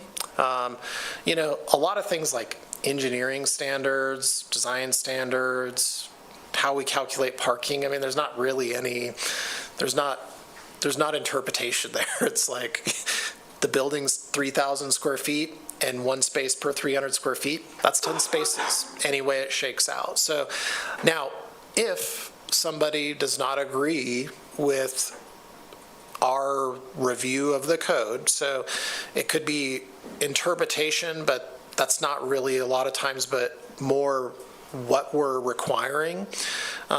One, you can ask for a variance, right? You can just say, I don't want to do that. I don't want to put parking spaces in or whatever. But let's say that they don't agree that we're reading the code correctly. So we're interpreting something differently, or that they feel like a different section of code should apply. We have the Board of Appeals. That is the same as the Planning Commission. So the Planning Commission, Board of Adjustment, and Board of Appeals. They can consider any staff decision, so like the engineering department, city planning, building department is not included in that, though. They have their own building and fire code Board of Appeals, but there's appellate boards for them to consider. And so in that case, though, remember, it's simply the item that's being considered for an appeal. So you can't just ask for a waiver of things, but you can explain your case and let the board decide whether we're interpreting or reading code correctly. Councilor Freed. Thank you, Mayor, and thank you, Director Tini. Maybe a kind of common question, but is there a process, let's say someone buys a building, and they might not know the history as well as they should or could, and they want to change it and update it, and they get in there, they meet with, your department, and it's like, oh, wow, we have to do a ton more than we originally thought. We purchased it to bring it up to where we want. Is there like a grace period, or do we have a process to be like, we realize that maybe you didn't understand some of this, or tough, you should have looked at this before you invested whatever, you did, but do we have a process for kind of like a grace period or a timeline to extend that for circumstances like someone purchasing something and then upon further inspection or for what the use that they want, it's greater than they originally thought? So this happens. I find it really kind of crazy sometimes. We have people buy it. The hardest one is when someone buys a house, like an individual buys a house and they realize that they got themselves into a lot. That's a hard conversation. Businesses, same thing. We have those conversations where, I mean, we have people buy properties in this community with never even looked at anything. They simply like wrote the check and bought the property, right? Yeah, I mean, yeah, that's, I mean, yeah, I wouldn't even bring that up. Now, to get to your question, so the code, no, it doesn't necessarily provide a prescriptive grace period. You know, whether you purchase a property with the knowledge or without the knowledge of what you should have done or shouldn't have known isn't built into code. That being said, as the director, I do my best to try to work with property owners and people that buy buildings that maybe knowingly or unknowingly did or didn't know what they were supposed to be required to do. Sometimes, I would say most of the time, we can find a solution. We may provide some time to get a site plan application in. We might allow them to, like, I mean, we have people that literally will start a business and we send a letter to them being like, you can't actually do this. Now, some things are more difficult to address than others. If you have a use that's in a zoning district that's not permitted to be there, I have very little flexibility with that. Now, if I have a property that simply needs to make some modifications to the site for, let's say, like parking or something like that, we may be able to build some grace period in there. It's completely at my discretion. I direct my staff to try to figure out ways to work with them. We use the bonding process to kind of secure that. It takes a lot of time. It doesn't always work well. Often, right, everything is probably a big deal at that point, right? Because a lot of times people are coming into like a situation like that where they thought that they were gonna have to do nothing, and we might be requiring actually a lot, depending upon the site. You know, the harder ones too, on the building side of things, if there's some life safety issue, there's not an option for us. And so the other tough thing about that is, you know, do you provide time to do things? Time for improvements, time for sites to get upgraded. You know, for non-life safety things, it's more about time management and the ability of staff to keep track of everything. And then the reality is what do we do if they don't? You know, as much as like we're doing our job, which is enforcing code, the last thing I really want to do is if somebody didn't put in their parking lot or didn't put in landscaping, shut their business down. But like, that's kind of the reality of like that conversation. If you start to provide time frames and long periods of time to do improvements, I mean, what happens if the business doesn't go well? Or what if we have like an economic recession and nobody's doing well? Like, is that really what we want to as a community start doing? And I think that's kind of why most communities are like, before you do something, you meet our code requirements, and then after that, we're out of your business, right? But it's something we try to do our best to work with people. We run into it routinely, and I think, you know, most of the time we find solutions. Sometimes we don't, though. You know, just being really honest with you as council. There are times. Yeah. Councilor Lockhart has a question, I think. We can't really see him. I don't know if we can minimize this so I could see, but he did have his hand up. Yes, Councilor Lockhart, you have a question? You bet. Thank you. I'm actually in the hospital here, so thank you, Mayor, and thank you, Derek. I just want to use personal experience with Derek and his team on opening a business. When we first did the first bean, when I started talking about different sites and things like that, Derek and I kind of figured out after a few months, maybe I should approach him first before I signed anything on the bottom line, so I knew what codes and what restrictions and what upgrades and things like that I would need to do first, so I knew what I was getting into. And that worked very smoothly from that point on. And so this last time, for years, I'd reach out to Derek and I'd say, hey, what about this site? What am I up against? What are some of the requirements you're going to require? So I encourage anybody listening to this or watching the meeting or what have you, reach out to the planning department so you have an idea first before you start spending all that kind of money, because it saved us a lot of money, saved us a lot of headaches. Some were still headaches, but at least I knew I was getting into it before I signed on the bottom line. So, and I had nothing but help and success from reaching out, and I think being proactive versus reactive was very beneficial to me anyhow. Thank you. Thank you, Counselor. Any further questions? Oh, did you have something? Yeah, I mean, I think for anybody, looking at doing something in our community, I mean, not even just my office, not just my department, but across the city, there's plenty of opportunity for a meeting, information.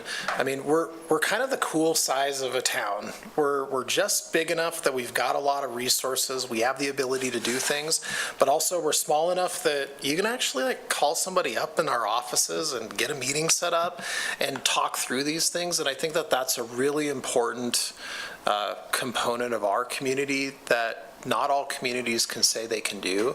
Like I mentioned earlier, we allow for pre-application meetings. They're 100% free. I'll do 10 of them. I'll do 100 of them if it gets you to that point of getting your submittal in or figuring out what you want to do. It's kind of the fun part of our job too. Like it's fun to meet with people, to go through these projects, and like the council member was saying, right? Like we helped. Hey, this site might have this issue and it's got an unpaved road, so you're gonna have to build it. Versus, oh, that site, everything looks good, but there's no water there. Or like those are the things we're here for. We have the resources that we can provide to the community. So, thank you. Any further questions or comments? So one last thing then, if no one else has a comment, just remember in this community, right, we have the resources, we're available, but I have this little handout here so if you want to open a restaurant in Philadelphia, Philadelphia produces this nice graphic here for you to kind of track how you want to do it.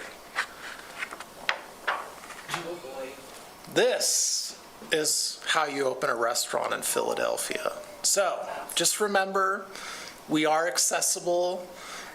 It's not this many steps, but I just thought it was kind of funny. But it is. We're here to try to help. We do recognize that, right, these things affect people, but I think too there's a lot of opportunity in this community, and so thanks. Thank you. Is there any public comment on this agenda item? Yes, Mr. Glass? Good evening. Good evening, Honorable Mayor, members of council, Brett Glass. I have just been amazed by the presentation here. In an hour and 45 minutes, your planning director has barely scratched the surface of the UDC, hasn't gone into any of the hundreds of pages of detail. At least that handout regarding Philadelphia and opening a restaurant was only a few pages. There are hundreds of pages of expensive requirements in the UDC, and every simplification the council seems to have before it to change things actually isn't a simplification, but has more details. Some things in the UDC make it extremely difficult to make any changes to anything. This table, which you've seen, for example, which talks about the changes of uses, there are the granularity is incredible. There are 14 levels of this. Make any change to anything, and you wind up triggering tremendous requirements which are very expensive and very difficult to fulfill. The UDC is a monster, and it drives away investment. It deters maintenance. It really makes me feel that if I ever wanted to develop anything, I would do it in the county rather than the city, because it's just too much. I once proposed adding an addition to my house, adding a bathroom, something very simple and obvious that I had been planning to do for years. And then when I bought the property, the city engineer at the time said, no problem. And just ran into a complete morass and abandoned the project because it was just so complicated to do this very simple thing. So anyway, I ask you to, when you're looking at the UDC, when you're looking at proposed changes to the UDC, please simplify. Try to remove all these nitpicky requirements that just make it too complicated and too discouraging, so that people don't want to develop at all. Thank you. Thank you, Mr. Glass. Yes. Mayor, we have Linda Devine online. Oh, yes, bring her in.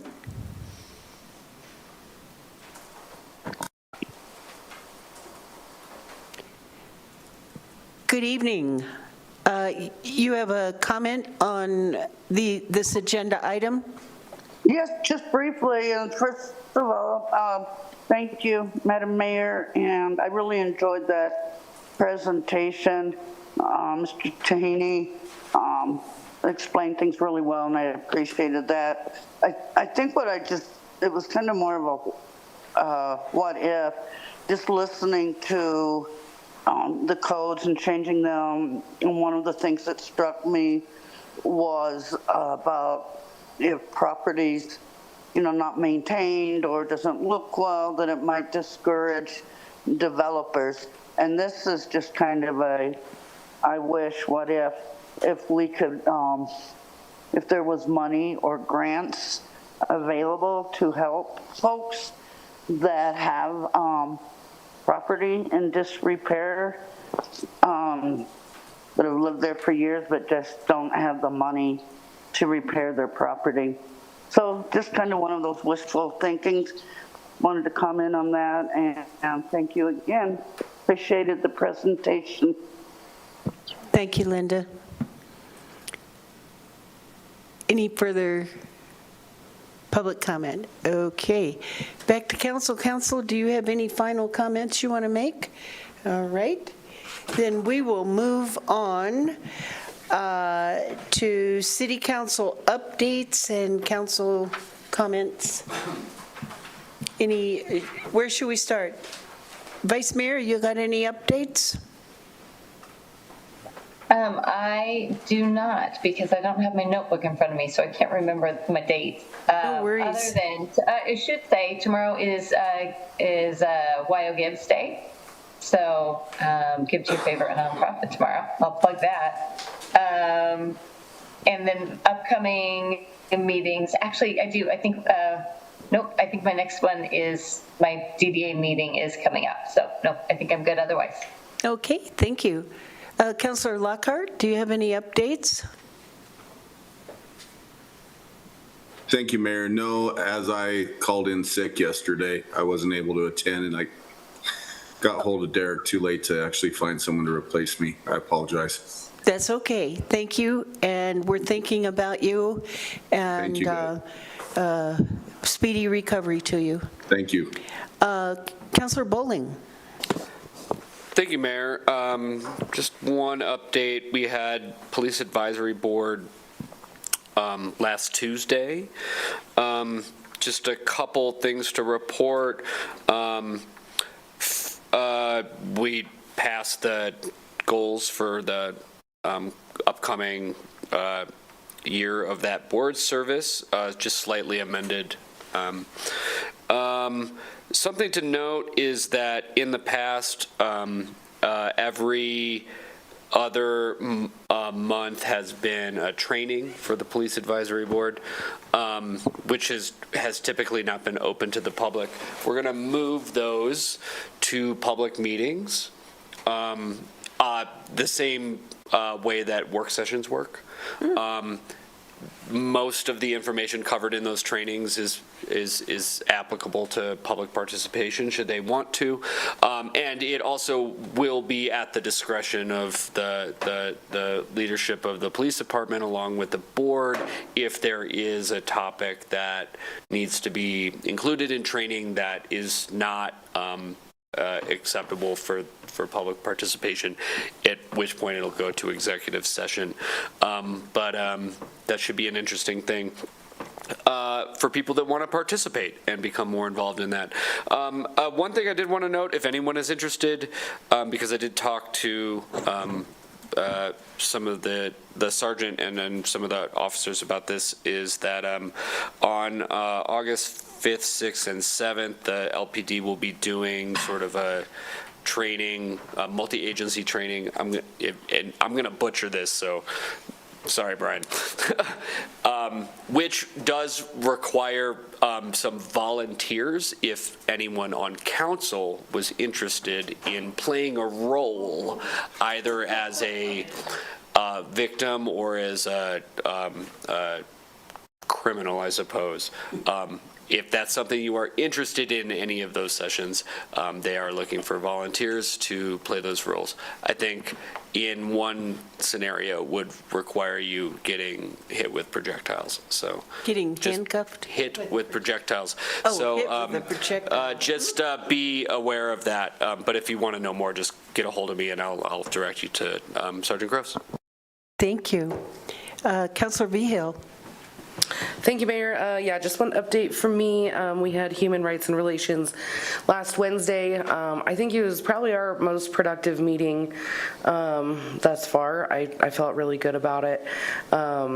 We talked about, Nancy OP gave an update on our Municipal Equality Index scorecard, just kind of educated the commission on what that is.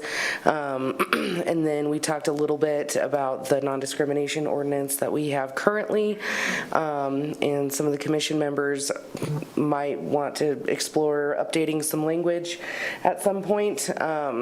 Nothing solidified yet. But yeah, I just want to give a big shout out to Brannon and to Nancy OP. They've been huge helps on the staff side, just getting us organized, and I know it's like herding cats, but yeah, it felt really good. So that's all I got. Thanks.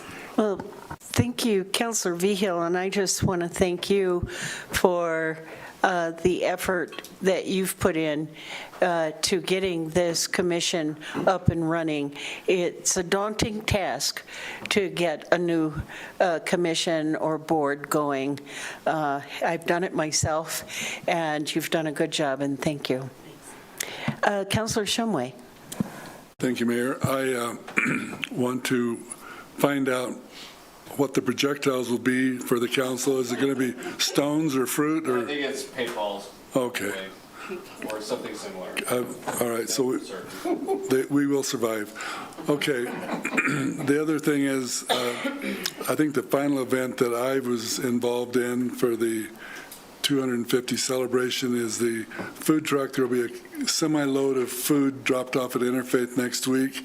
We have volunteers to unload it. Also, Tough Guys has volunteered to be there with their skid steer to help pull up 17 pallets off the truck, and I think this is going to be a great, a blessing to all of the different organizations that receive this food, including, the Interfaith, Soup Kitchen, Downtown Clinic, and other groups that are benefiting from this. That's all I have. And thank you, Councilor Shumway, for your effort in pulling all of this together. Yes, City Manager. Mayor, if I could ask that, tonight we were asked by Ted at the Soup Kitchen if the city had a pallet jack available.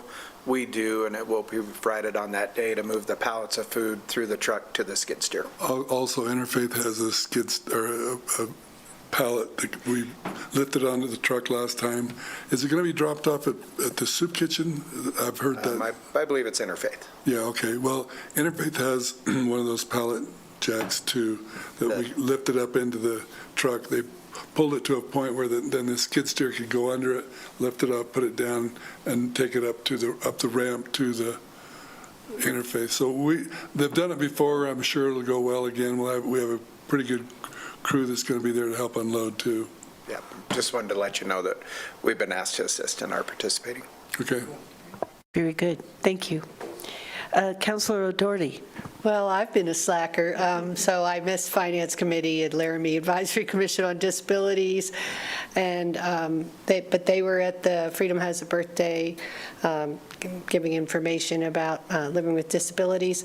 And I want to say, after being in Europe, one of the things my daughter kept saying, well, say what you will about America, but we have, and I think we have better accessibility for people with disabilities, although in a lot of, in Netherlands and Germany and France, they had those little, like, one person, it's something like a wheelchair, but it's enclosed, and it's like a, anyway, this little one-person thing, so a person with a disability can use the bike trail and all that kind of stuff to get right up to a place. So that was pretty cool. And the other thing is, I'm so proud of our water. And here we are in Switzerland, and you think you order water, or you ask for water, and they give you a plastic bottle of water. So we were like, wait. Anyway, so I'm proud of our water here in Laramie. That's it. Thank you, Councilor. Councilor Freed.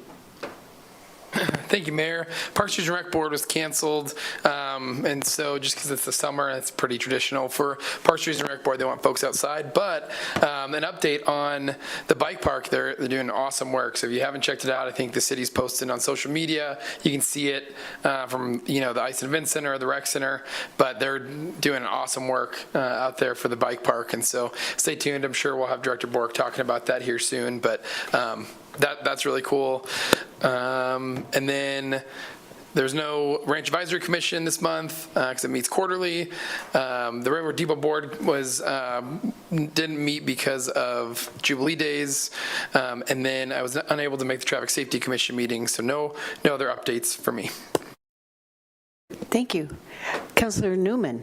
I just had Finance Committee, and with Director Wade taking Assistant City Manager now, we learned that the other Jen from Finance will now be doing our meetings, and the first time she got to run this, and it went pretty smooth, and we had some questions that I think Council will, and we'll be getting some an email on our notes and meeting reports coming soon to get some of those answered. So. Okay, thank you. And let's see. I attended Freedom Has a Birthday with the Vice Mayor and with our city clerk. I gave a little 4-minute speech, and we also handed out 3 awards for the 250 Challenge, which, thank you, Joe, for that idea. And it's still active.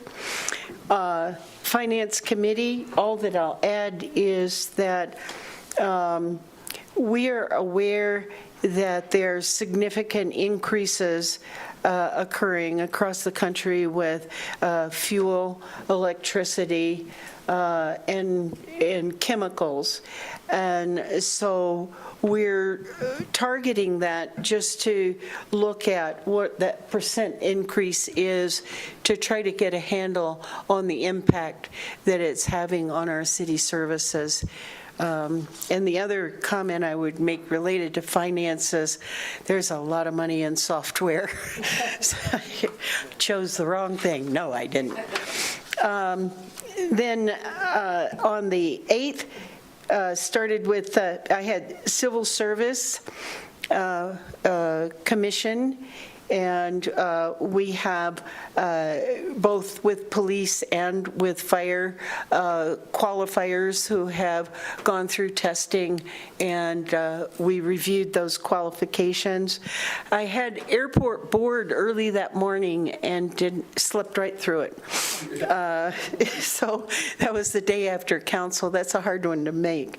And then that evening, comprehensive plan, we had the last meeting of the steering committee, and it is just a very devoted, smart, engaged group of citizens from our community who have volunteered for the last year to attend meetings, to read pages and pages of documents. I was so impressed with their comments, their work, and their understanding of the comprehensive plan, its intention. We worked with the maps, nice big maps of our city and how we are envisioning development in the future. And that plan now, we are finished with comments, so that final draft will be completed, and then we will shortly receive a report on the new comprehensive plan. But it was just a marvelous experience to work with planning and our consultants and this group of citizens from the community. And then Friday, the Vice Mayor, Councilor O'Doherty, and I will be at the farmers market. And so come by and see us. Come visit. We'll have all kinds of information and a few little nice things.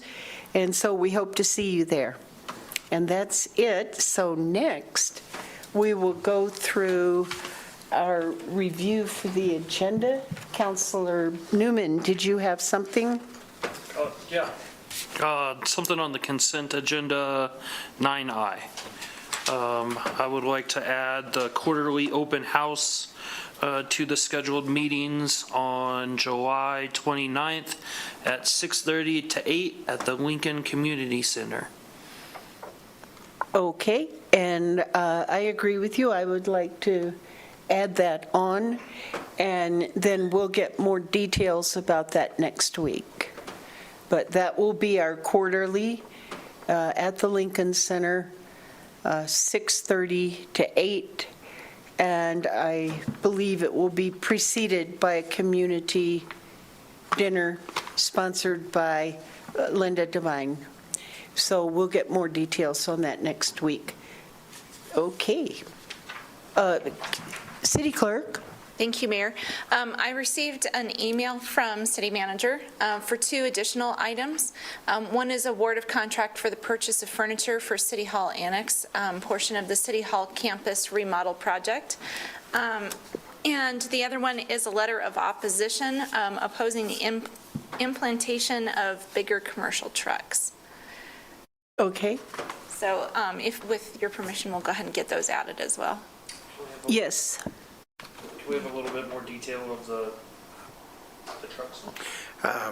Yeah, Honorable Mayor and City Council, there's some federal legislation going through to allow for larger trucks to be on the interstates, up to 91 feet. And this is the approval of a letter opposing the use of the bigger trucks. And we've got some backup documentation from the coalition against bigger trucks, and then a support letter that they've drafted that they would like us to forward on to our federal delegation for that issue.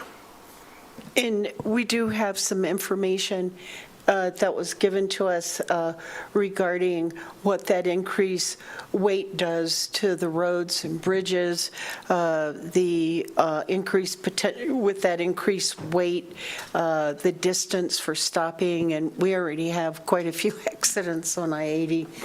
So, yeah, I do yes, apologize. Councilor Bowling. Yeah, thank you, Mayor. Of course, add to the agenda. Are they going on consent or on the regular agenda? Which? Honorable Mayor, the consent will be the coalition against bigger trucks, and then the other ones, 202,000, will be on the regular agenda. And we include, will we include in that some of the information that was given to us? Yeah. Yeah, I can So you'll be able to look at that. I can get it out to council sooner, so you can see it. Okay, thank you. Is there anything else on the agenda that anyone wishes to address? Well, then, I say we are adjourned. Thank you, Council.